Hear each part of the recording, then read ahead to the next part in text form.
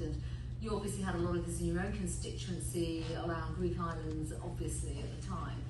How did you tackle some of these legal issues, and how did you address the whole issue of processing asylum claims? Because obviously you spoke about, and I have seen in the system, the digitalisation, but how did that then impact the court system and the decision makings and the actual processes there?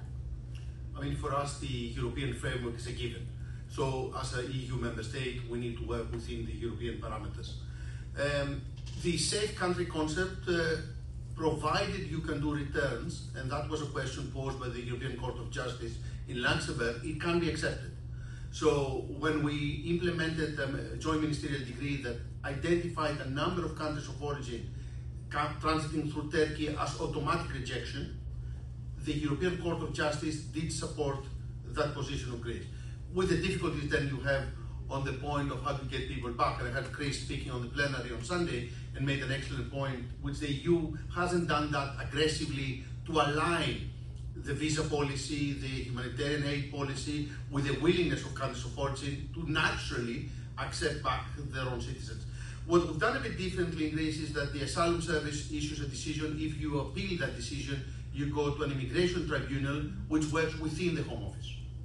It consists of judges employed by the Home Office, and they operate within the Home Office.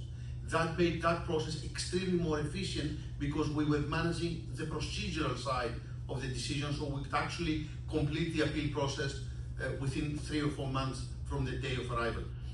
Chris mentioned in his intervention the concept of the hotels, and we had this issue also in our country.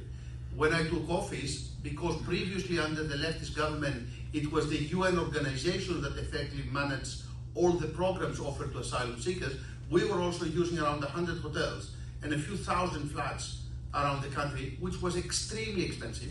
We eliminated all that system. There are no hotels anymore, there are no flats anymore, and we can run a variable cost at around £15 per person per day, total cost, which means the Greek reception system that offers all the standards required by international law, which is at a fraction of the cost that currently the United Kingdom pay.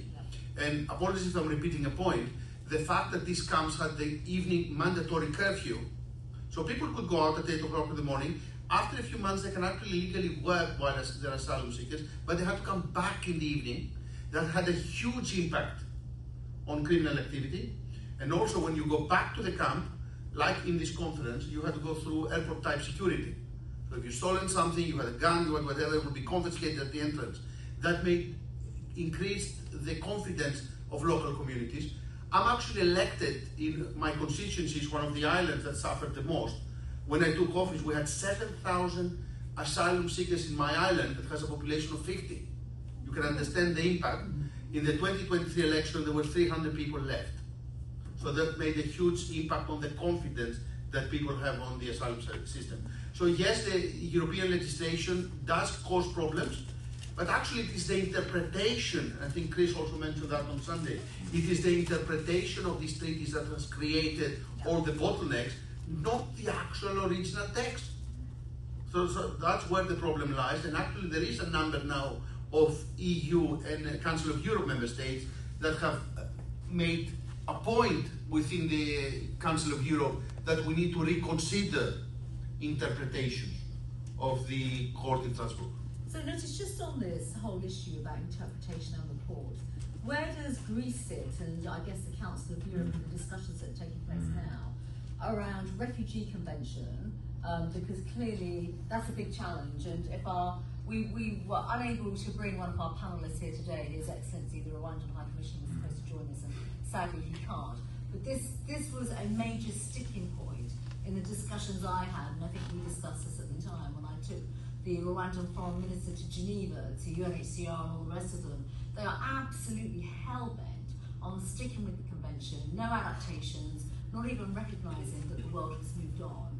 Where do you think, is your country a strong voice around the convention in terms of reform, and also pushing the Council of Europe to do more in this particular space? We have a very strong view on border protection. The point that Greece has implemented a strict but fair migration policy, both in a land border where we have a huge fence between Greece and Turkey, but also at sea, which is extremely more difficult and more complicated. I have to say one thing. If you look at statistics, when we started to implement a much tougher border protection policy at sea, we substantially reduced the number of people losing their life at sea. Yes. Because the policy of open borders